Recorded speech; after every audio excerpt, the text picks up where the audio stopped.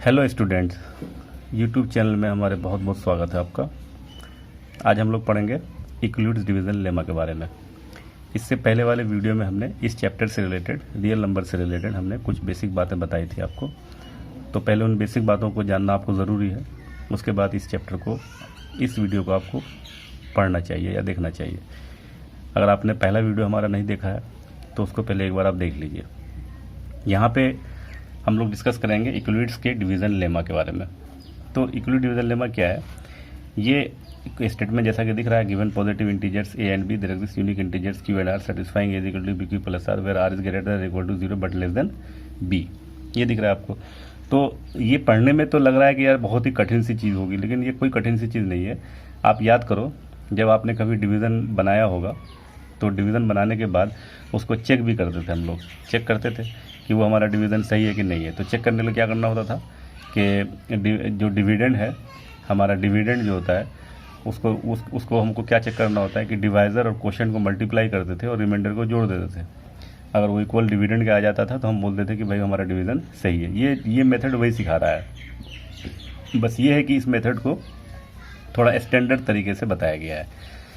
तो उसके लिए हमने यहाँ पे एक एग्जांपल ले लिया। मान लो कि हमने 12 एक नंबर ले लिया, 374 ले लिया, कोई भी नंबर ले सकते हो, ऐसी कोई दिक्कत की बात नहीं है।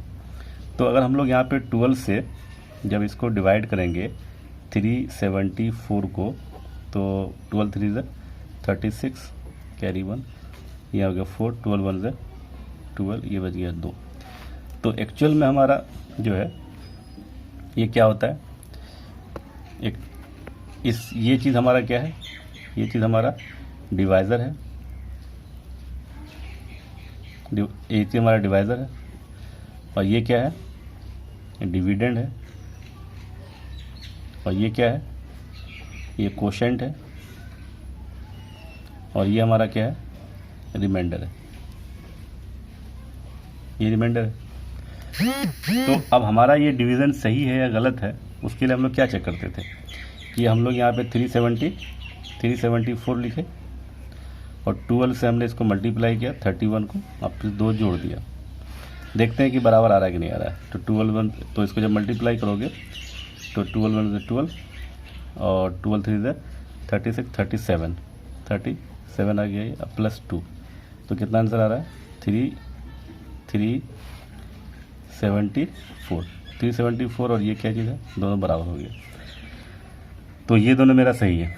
तो अगर इसे हम लोग 374 को ए मान लें और ये हमारा बी हो गया, और ये हमारा क्या हो गया, क्यू हो गया, और ये क्या हो गया, आर हो गया। तो A is equal to B Q plus R का फॉर्म बना या नहीं बना? जो मेरा ये स्टेटमेंट दिया हुआ है A is equal to B Q plus R, उसके हिसाब से A is equal to B Q plus R बना या नहीं बना? बिल्कुल बन गया। तो जो हमारा इन दो नंबरों में से जो बड़ा होगा उसे हम लोग ए मानते हैं, जो छोटे वाले को हम लोग क्या मानते हैं, बी मान देते हैं। तो ये यही बात आती है। अब इसमें कुछ और बातों को देख लेते हैं हम लोग। जैसे यहाँ पे एक वर्ड लिखा है unique integers Q and R. Unique word क्यों लिखा है?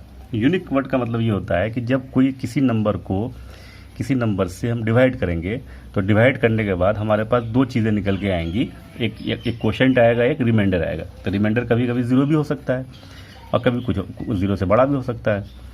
तो यूनिक सेंस यहाँ पे इसलिए लिखा गया है, यूनिक जो वर्ड लिखा गया है कि जब कोई भी नंबर को किसी नंबर से डिवाइड किया जाएगा और वो एग्जैक्टली सही डिवाइड हो, मतलब परफेक्ट डिवीज़न करे। परफेक्ट का मतलब ये कि डिविजिबल पूरा हो, ये इसकी बात हम नहीं कर रहे हैं। मतलब वो सही तरीके से डिवाइड अगर करेगा कोई भी आदमी, तो उसका जो है आंसर क्यू और आर जो आंसर आएगा, दुनिया में कोई भी आदमी डिवाइड करेगा तो उसका हर आदमी का वही आंसर आएगा। जैसे मान लो इस चीज़ को कोई भी आदमी अगर डिवाइड करता है, हर आदमी का आंसर 31 क्वोशिएंट आएगा और 2 रिमाइंडर आएगा।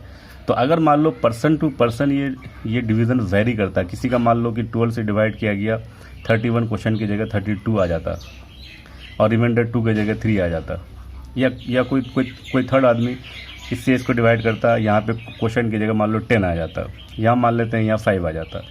तो अगर ये चीज़ अगर पर्सन टू पर्सन वेरी करता तो फिर यहाँ पे ये वर्ड यूनिक वर्ड इस्तेमाल नहीं होता। लेकिन हर केस में दुनिया का कोई भी इंसान जब इसको डिवाइड करेगा तो हर आदमी का क्वोशिएंट 31 आएगा और रिमाइंडर 2 आएगा, अगर वो सही से काम किया है तो। अब अगर सही से काम ही नहीं किया तो फिर तो बात ही नहीं होगी। अगर सही से काम किया है तो ये वही चीज़ आएगा। तो इस चीज़ को हम लोग यूनिक वर्ड कहते हैं। जिससे कि कहीं पे भी जाए वही चीज़ मिल जाए। फॉर एग्जांपल चांद जो है, चांद की बात अगर हम करें तो चांद क्या है, एक यूनिक चीज़ है। मतलब इंडिया में अगर जो चांद है वैसा ही चांद अमेरिका में भी नज़र आएगा, वैसा ही चांद कहीं और नज़र आएगा। ऐसा नहीं कि इंडिया वाला चांद जो है दूसरे टाइप का होगा और अमेरिका वाला चांद दूसरे टाइप का होगा। अगर दूसरे टाइप का होता तो चांद को हम लोग यूनिक नहीं कहते। तो यूनिक का मतलब ये होता है कि जब कोई चीज़ है हर जगह एक ही जैसी हो जाए, मिल जाए, उसे हम लोग यूनिक वर्ड कहेंगे। इसलिए यहाँ पे यूनिक वर्ड का इस्तेमाल किया गया। तो इस लाइन के अंदर पॉजिटिव इंटीजर की बात हो रही है और एक यूनिक इंटीजर की बात हो रही है, Q और R। तो ये दोनों लाइन समझ में आ रही बात। अब अगला स्टेप कहता है यहाँ पे जो दिया हुआ है कि R जो होगा हमेशा 0 से बड़ा या बराबर लेकिन B से छोटा। अब B is a divisor, R is remainder. तो रिमाइंडर कभी भी, जैसे यहाँ देख सकते हो, जब मतलब कोई आदमी अगर यहाँ इसको डिवाइड करता तो इसका रिमाइंडर क्या आया, 2 आया। क्या इस 12 से डिवाइड करने पे कभी रिमाइंडर 12 से ज़्यादा आ सकता है क्या? नहीं आ सकता है। क्या 13 रिमाइंडर आ सकता है क्या? नहीं आ सकता, क्योंकि अगर 13 रिमाइंडर आता, 13 अगर रिमाइंडर आता तो दोबारा इसको डिवाइड किया जाएगा।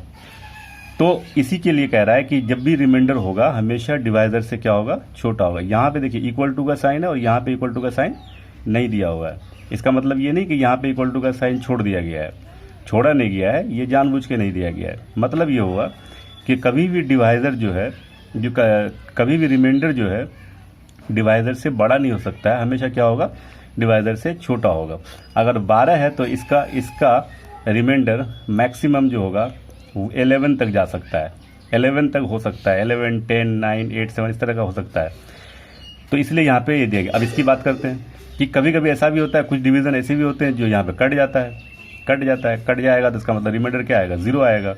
तो 0 हो सकता है लेकिन 0 से छोटा कभी नहीं आएगा। मान लो क्योंकि क्यों नहीं होगा, क्योंकि यहाँ पे पॉजिटिव इंटीजर की बात करें। जब पॉजिटिव इंटीजर से हम लोग आपस में डिवीजन करेंगे तो निगेटिव कहाँ से आंसर आएगा, इसमें रिमाइंडर में कहीं नहीं आंसर आ सकता है। तो जब भी, क्योंकि यहाँ हमारा स्टेटमेंट क्या है, पॉजिटिव इंटीजर का है, तो जब भी यहाँ पे रिमाइंडर आएगा वो हमेशा क्या आएगा, पॉजिटिव में आएगा। तो रिमाइंडर कभी भी 0 से छोटा नहीं हो सकता, मतलब निगेटिव नहीं हो सकता है, 0 हो सकता है, 0 से बड़ा भी हो सकता है। तो इस इक्विवेलेंट डिवीजन लेमा को समझने का सबसे आसान तरीका और भी हम बता रहे हैं। अगर इसको हम और भी अपनी भाषा में बात करें तो उसको ये कह सकते हैं कि जब हम लोग एक नंबर को दूसरे नंबर से डिवाइड करेंगे तो उससे हमारा एक 2 नए तरह का इंटीजर सामने आएगा, जिसे हम लोग कोशेंट और रिमाइंडर नाम देंगे।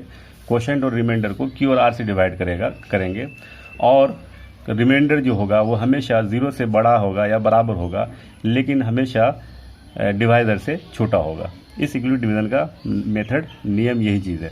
तो इसको हम लोग इस एग्जाम्पल के हेल्प से भी समझ सकते हैं, जहाँ पे A हमें मानना है बड़े वाले को और B मानना है छोटा वाला। क्योंकि डिवाइजर हम लोग क्या मानेंगे, डिवाइजर हमारा छोटा होगा और डिविडेंड क्या होगा, हमारा बड़ा होगा। तो इस तरह से हम लोग जब ये डिवीजन, ये एक्चुअल में क्या है, डिवीजन का नियम है। तो इसी चीज़ को आगे चल करके हम लोग ये भी लिख सकते हैं कि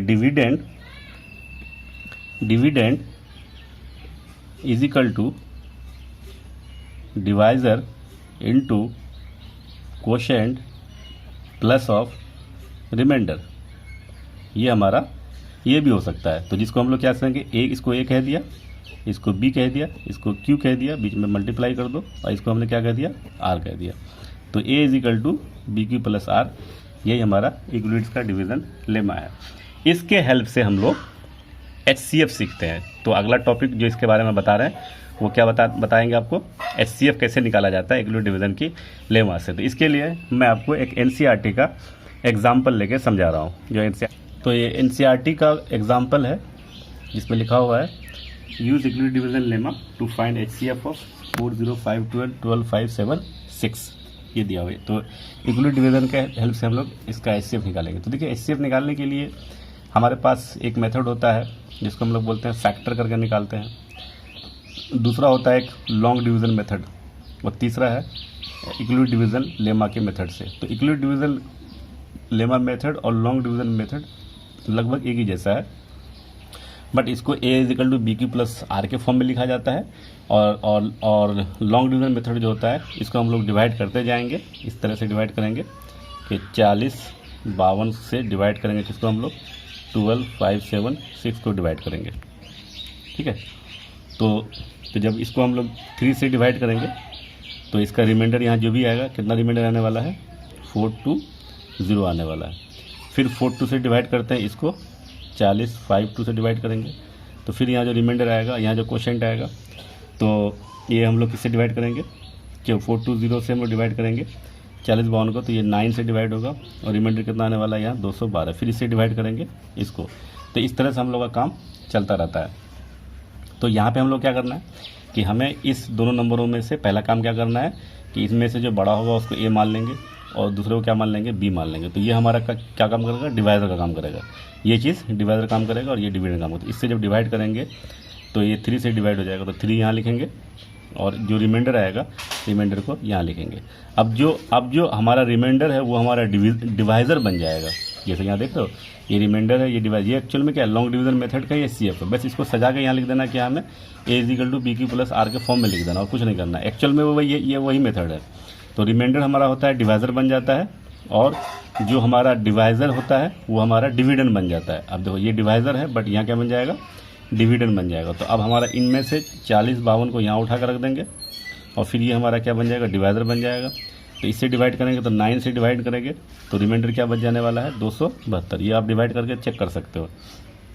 तो 272। अब इसमें से जो रिमाइंडर है वो डिवाइज़र बन जाएगा और जो डिवाइज़र है वो डिविडेंड बन जाएगा। तो 420 को उठा के हम लोग यहाँ रख देंगे।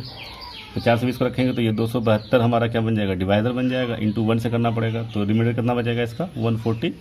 अब फिर 272 उठा के यहाँ रख देंगे और फिर 148 को यहाँ रख देंगे। फिर 148 को 1 से करेंगे तो रिमाइंडर कितना बचेगा, 124। फिर 148 124 में से जो बड़ा है उसको यहाँ रख देंगे, 148 को यहाँ रख देंगे, 124 को यहाँ रख देंगे।